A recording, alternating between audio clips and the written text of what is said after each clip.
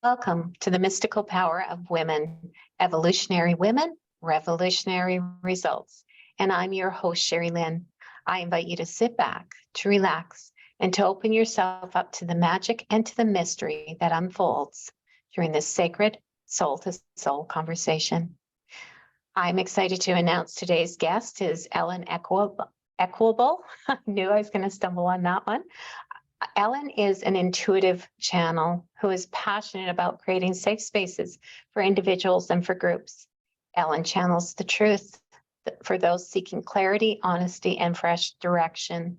She facilitates deep connection to the divine beauty of your heart, of your body, and of yourself, the self with the capital S, the true self, the true essence of who we really are. With confidence, wisdom, and compassion, she can take you through and to discover whatever blocks are currently stopping you from encountering your true self and true awareness, self-awareness, in moving forward with your path. Ellen's greatest wish is that you freely flow and express the sacred light that you are. Welcome, Ellen. Hi, thank you for having me. Oh, you're welcome. I've been looking forward to this conversation. Me too. Ever since I saw your post in the Academy for the Soul with your radio show and with the horses, it captured my attention. And I thought, oh, I think I need to interview her. So thank you for saying yes. Well, thank you so much for being open to having me on your show. Yeah, well, the pleasure's mine. And Ellen and I spent a bit of time before recording this conversation, just getting to know one another. And I know that her story is going to touch your heart as well. And so many of us can identify with feeling separate and not connected.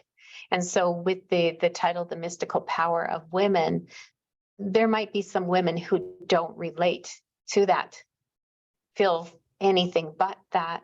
But if you don't mind just sharing a little bit about your journey, like I know that you did not, you had many difficult moments in your life getting to the discovery of who you really are. So if you just want to share a little bit about the viewers, so that they can just understand how far you've come. Well, my journey as a child, it was hard. I didn't like being a child. I couldn't wait to grow up and to be able to take care of myself, because the people I was around, I never felt safe. So when I was 5, next door neighbor was sexually abused. And then at 10, my mom left for another woman. That was, for me, really shameful. 50 years ago, that wasn't talked about. It wasn't expressed. So I had a lot of shame within myself, thinking, am I supposed to be gay because my mother's gay? I didn't want to be with a woman. So there was all this shame I was carrying, and I didn't know why, because I was so young and trying to figure out what it meant. And from a child's point of view, how I perceived it and looked at it wasn't healthy. So it shut me down. It didn't allow me to express anything. I just thought if I expressed anything, people would think I'm even more weird. So I felt like I never belonged anywhere. I never fit. Right. And even fitting, what's coming to me is even fitting in your own skin. Exactly. And then I had a bus driver that sexually abused me. That was a female. So I had all these traumas and forgot. I didn't remember any of them until I was in my 30s. I had some flashes. Right. And then it wasn't till my 50s till I totally understood it and was able to even see the experiences. Right. So it's been Sorry, go ahead, Ellen. Sorry, it's just been a journey trying to figure out the truth of me, because my belief was that I wasn't lovable. My mom left, I had all these experiences, and then I felt that I had to be extra good so my dad wouldn't get rid of me. It was just, there was a lot of fear. So absolutely. So a few things that are coming to me that really stands out is rejection, because that I feel like, well, that was my own encounter in life too, and then just giving my power away to everybody else, wanting somebody else to fix me, to heal me, to make me feel loved, to make me feel whole, and discovering that that was never going to come from anybody else ever. And so, in your words, even though your story, your journey is different than mine, there's this bond and there's this connection because I can relate to your experience of not feeling loved and wanted, because like what child whose mother leaves them when they're 10 years old, and then trying to desperately form a relationship with your father. And then I do know that you explained to me too that you had difficulties with your siblings because all of you were you were all going through the same experience, and each one of us has our different lens of how we see the world, how we deal with these things. And so everybody was trying to get his love, and it's causing friction between the relationship. And so I know that you told me too that part of your experience in discovering the mystical magic that's within, that divine presence, awareness that's in all of us, was the beginning of the journey of healing with your sister. Yes. Which led to Reiki. And that was my experience too, was through Reiki, is like something opened up for me. The same, yes. And even though that something wasn't really clear, it's not totally, the big picture isn't really there. It's the opening, it's the invitation. Yes. And so can you go a little bit or expand on that a little bit more? Because I know people are going to start to get curious about this energy that we keep talking about. No matter who I talk to, it keeps coming into the conversation through the mystic, is this connection to that sacred energy, benevolent energy of grace. Yes. With the Reiki, when I was practicing with my sisters, and there would be more than one person on one body, I could hear them saying or giving them symbols of the Reiki symbols to the person on the table. And I'm like, are you giving this symbol? Are you saying this to this person? And they would confirm yes. And I was like, wow, because I could hear it clear as day and nobody was speaking out loud.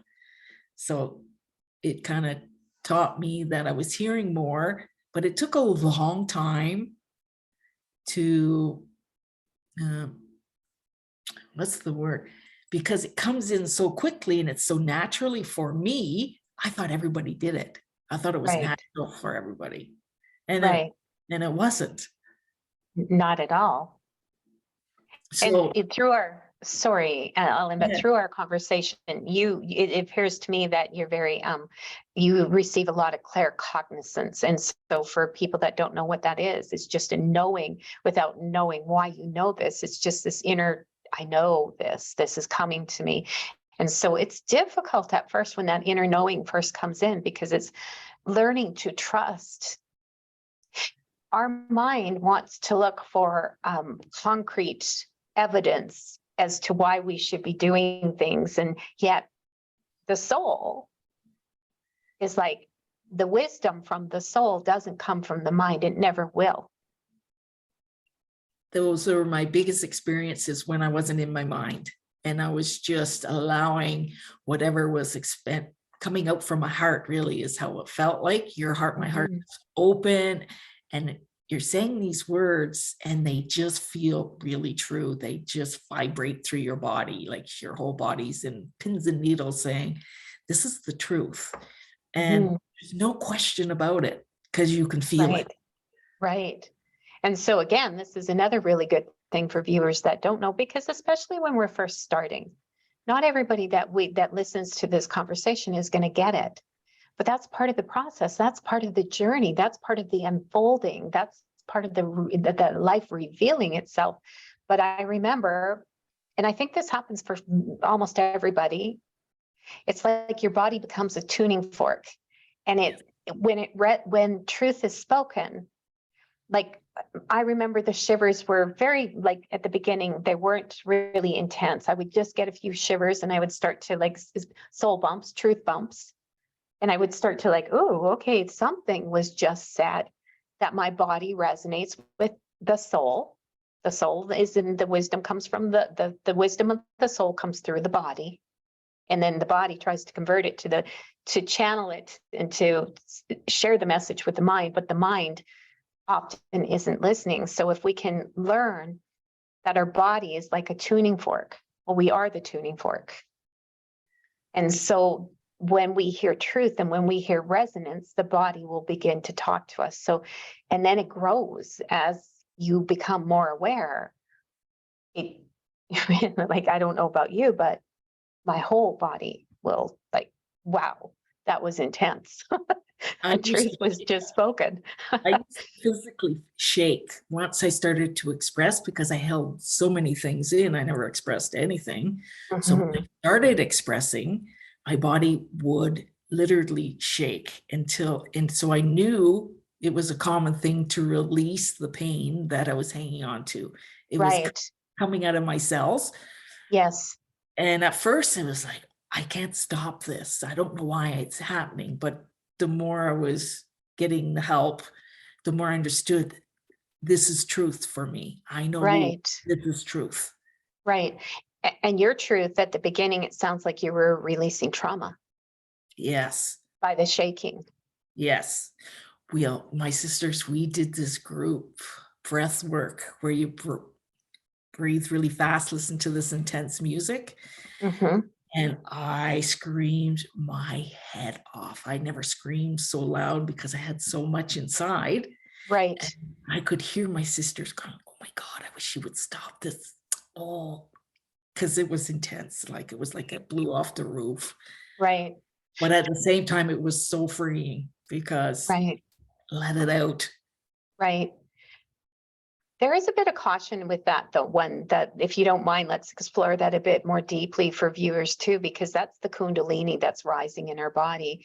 And sometimes when the Kundalini rises too quickly, because we're trying to force it through breath work, our psyche isn't ready for it.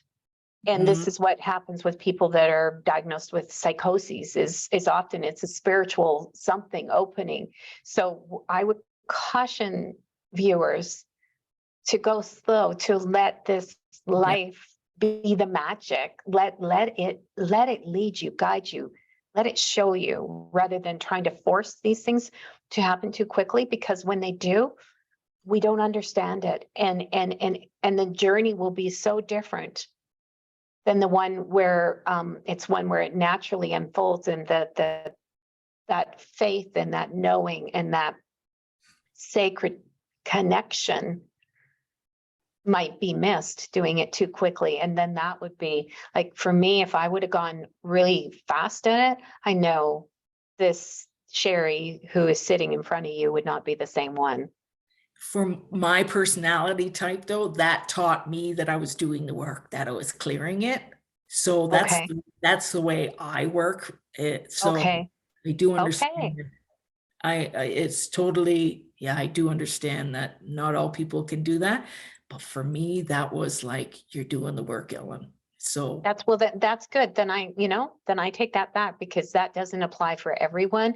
I just know that some people have had a difficult time with the Kundalini rising too quickly. And what that is, though, is, and I know you love chakra work too, so we can both relate to this, is the chakras are all levels of consciousness. They all function differently, and they're all offering something. And so when that energy is opening and the distortions in the field are breaking up, I guess that would be, or it's like the onion being, the layers being one layer at a time. For you, it sounds like you had many layers. but there was still more layers to come. It was like, okay, I got that. And then it's like, then I could feel that the next thing I needed to deal with, I could feel it slide into my body. And it's like, okay, you're ready for this now, Ellen. And then eventually, it's like, I'm tired of this. I don't want to keep doing this, because it gets like, am I ever going to feel normal? Is this stuff going to stop? So it Do you did. think there is a normal? Do you think there is normal? No, no. Yeah, And I think that that's the human personality that's trying to fit in and to be normal. But as you begin to discover who you really are, do you really want normal? no, I never have. I No, don't want to be the same as anybody else. Not at all. no, no. And that's the cool thing about the pattern, the mystic energy that begins to literally come into your field more and more as we open ourselves up to this truth. It can guide us, and normal would be boring. Exactly. It'd be like being confined in the fence, in the like you can't get out. You don't even get to see the expansive view. Well, it's funny when you talk about being fenced in. When I was a kid, I had a lot of learning disabilities too. I couldn't learn because I think I was trying to keep myself safe. Mhm, Well, I was getting tested because I was putting numbers backwards, writing backwards, mhm, couldn't read. Like I really mhm, struggled with all the school stuff. So I was getting mhm. tested, and the lady said, "Do you know the difference from a pound? What's the difference in a pound and a yard?" And I said, "A dog could live in both places." So I didn't take it as weight. Right. That's Or interesting. yeah. So she goes, "Well, you're not wrong." Yeah. See, that's the beautiful thing, right? And I And do feel for children that struggle because one of my own struggled too, and actually, that's a gift. I see it now as a gift because that opens you up to a different experience that most people can't have. And so, Ellen, though, I would really love to explore horses a bit more with you too. And because I know people are going to be curious about that. How yes, they come into your life and what it like, tell us a little bit about that. as a kid, girls always like horses. So I had a girlfriend that had a horse, and we used to go and see her horse. And then eventually, I was taking riding lessons with my sister, and I tried to get into this barn to help be a barn manager. So you had to apply for it, and I did, and she turned me down. So I said, okay, I need something different in my life. And then it's like, I lived in Ontario, and I said, well, let's go to Calgary. It's a horse town. Mhm. So Mhm. I had no idea what I would do. I have a sister that lives here. So I knew one person. And then I Mhm. moved out here on the journey of trying to get with horses. And I worked at a few places that were like not for me. They're abusive and not the way I would treat animals. Right. And then I met up in a barn that they were open to spiritual things. Like they used the pendulum to work with the horses. They would pendulum if they needed a grain or a vitamin or something. And took riding lessons there, and it gave me that opening, that safety to start connecting with the animals. They would give me a little bit of information about the horse, and then boom, I would get tons of information I could pass along to the people there about the horses. And it just allowed me to feel safe to tap into this knowledge that I didn't know where I was getting from, but it all lined up. You could, like we said, within the body, I could feel it in my body. It was true. Mhm. And then I was learning about meditation. And once I was practicing the meditation, a vision came that I should do meditation healings with people and the horses, because they didn't give me the details. They just said, you need to try this, do this, because it will create something that's unique. So at this barn, I asked, I said, would you allow me to do this horse class with the horses? Because they had lots of horses that were never even used. So it gives them the opportunity to have interaction with people. Mhm. And so we did a class, and it was magical. Like they had an indoor arena. So we let them, there was like 7 horses we had, and they all ran around. And then I did a little grounding exercise, and then I would work on each person one at a time. And then the horses would do or mirror back what that person needed. Like one person, she had a lot of anger. So the horses would run like crazy, like it was intense. And I said, oh, it looks like you got a lot of anger. And she was like, no, I don't think so. So, well, if you look at the horses, you've got stuff that needs to come out. And it would just unfold that way. It was like the horses would come through. It was like magic. Really, that's like when there was one girl, I was like, okay, who's next? And nobody was saying anything. And there was one horse undoing her shoelace. And then there's another horse pushing her into the center of the circle. And she goes, I think it's my turn. I said, yeah, I think so too. And she wanted to work on her heart. And all the horses pointed directly, like you could tell they were all focused on her heart, giving her everything she needed at that time. And she was one of the girls that didn't even want to come. And by the end of it, she's like, oh, when's the next one? This was awesome. So, and it just totally shifted her reality. And you couldn't deny what the horses were doing because it was so clear. That's so beautiful. Yeah, it was That really is magic. You know, part of my training, when I was training with Deborah King, she would say it was her horse that allowed her intuition to open up. She literally would start communicating with, hearing her horse's thoughts and then trusting the guidance that's coming in. And to me, it just sounds like you have this beautiful connection. Like it must be your spirit animals for sure.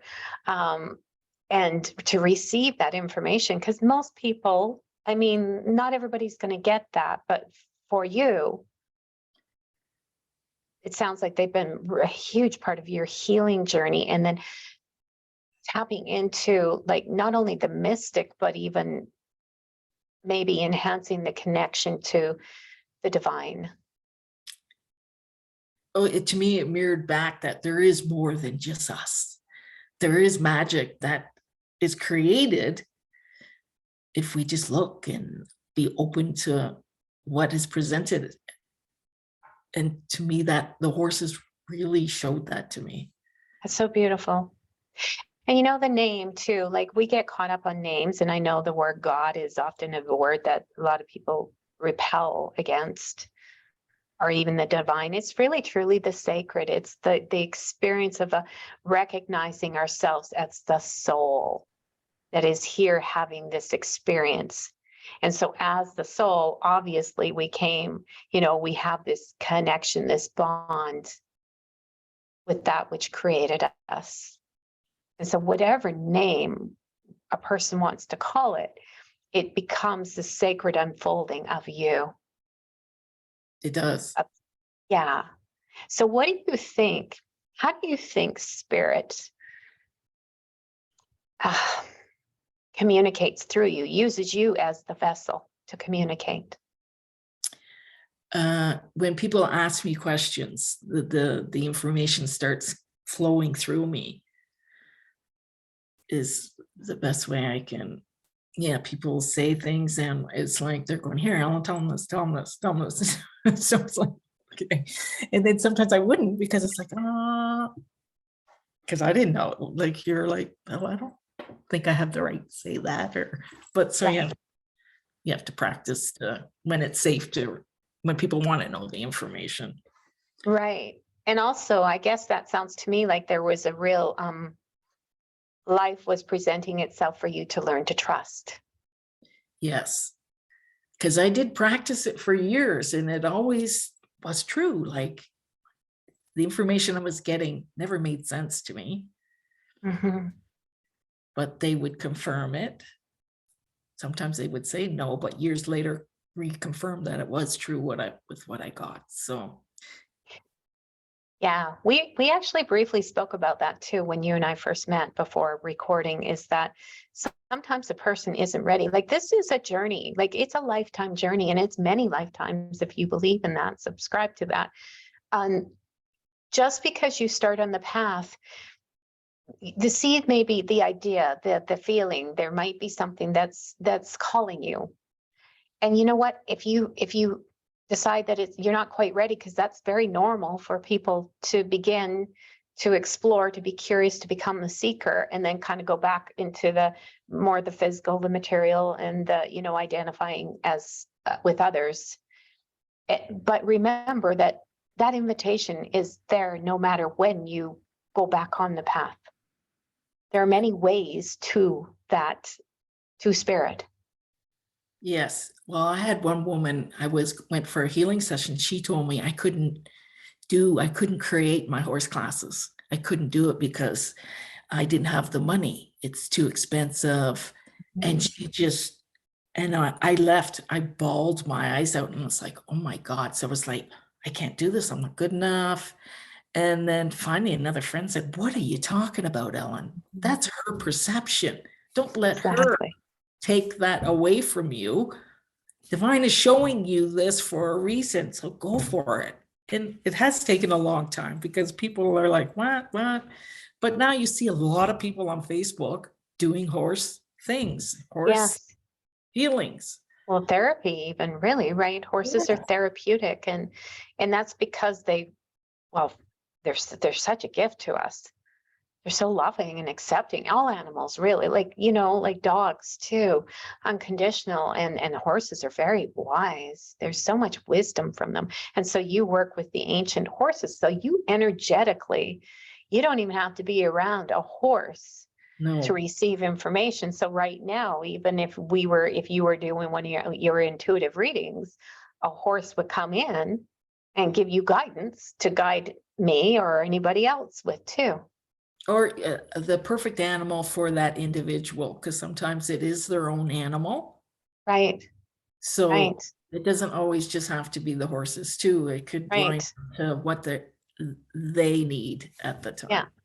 Well, we didn't plan on doing this, but I do believe that I have a feeling that I know I have a couple different spirit animals that are guiding me. Are you able to tap into it quickly without this taking up too much time? I'm curious though. Okay, spirit animals. First word that come to mind is cougar. Mm.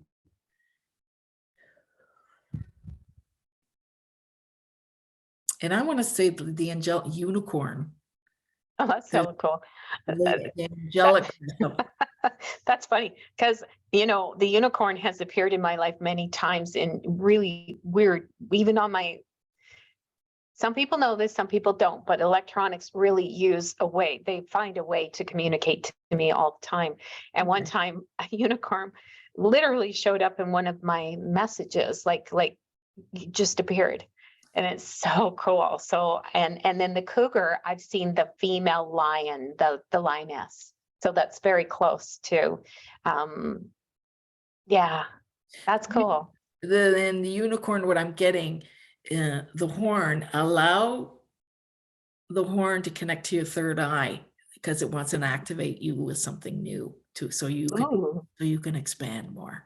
So there's a magic energy that the unicorn wants to bring up.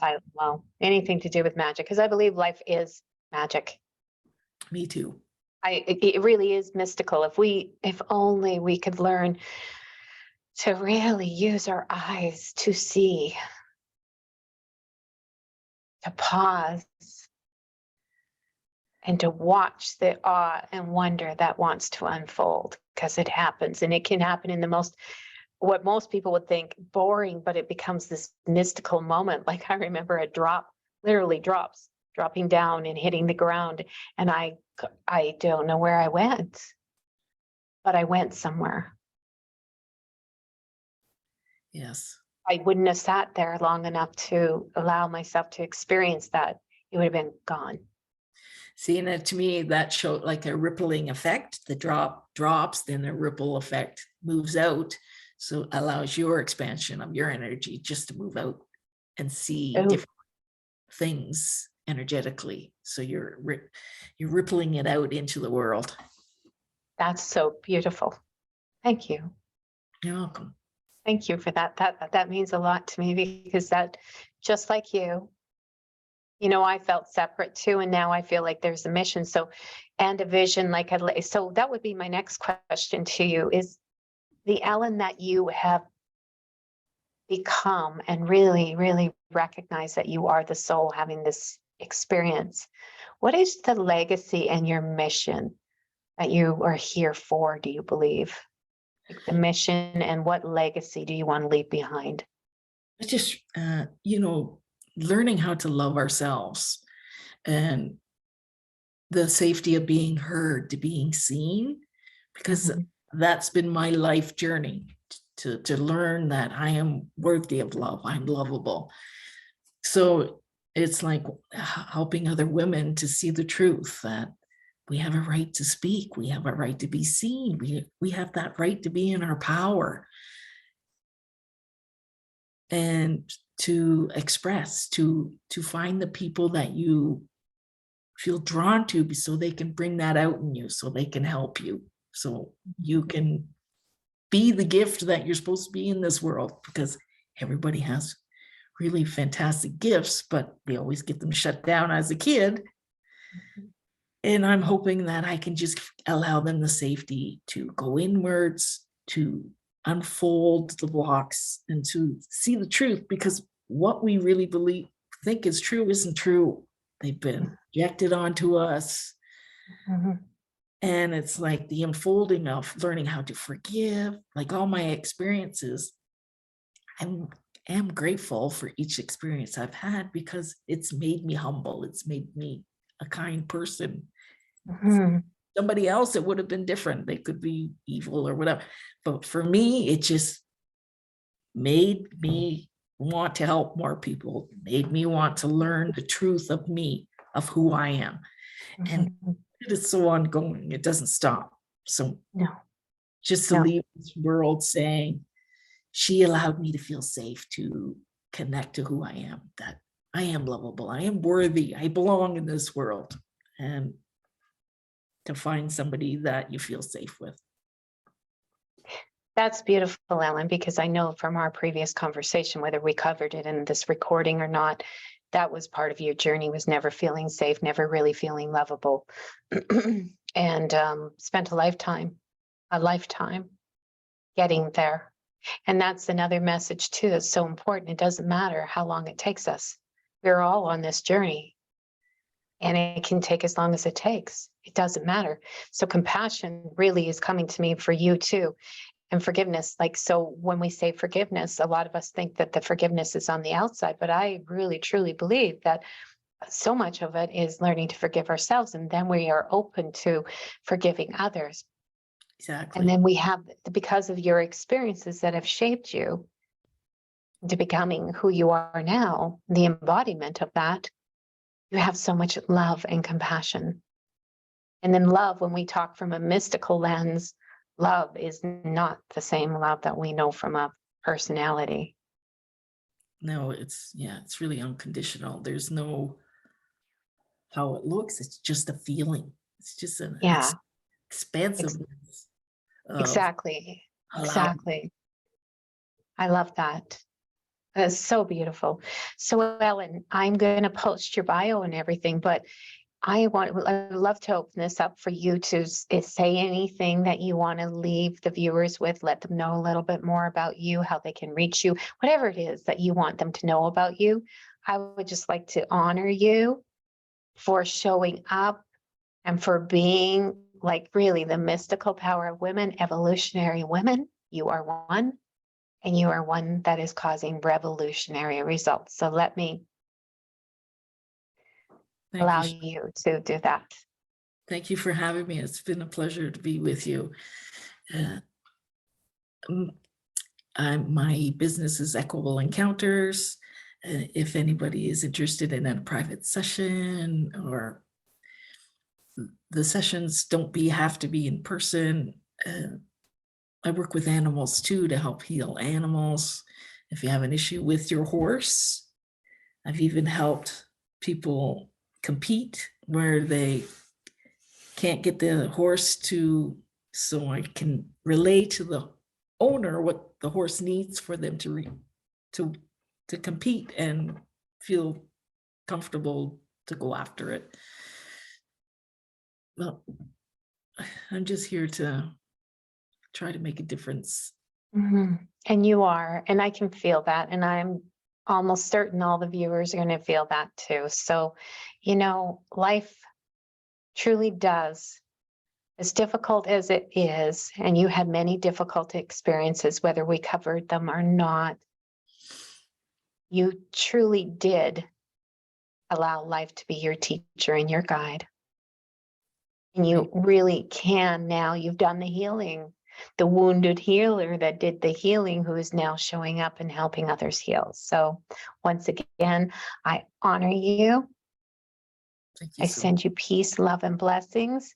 And I send peace, love, and blessings to all of the viewers too. And thank you for saying yes. And thanking the viewers for showing up and watching our sacred conversation, listening to us. It was really nice to be with you, Sherry. Thank you so much. Oh, the pleasure was mine too. Thank you, Ellen. Bye, everybody. Bye.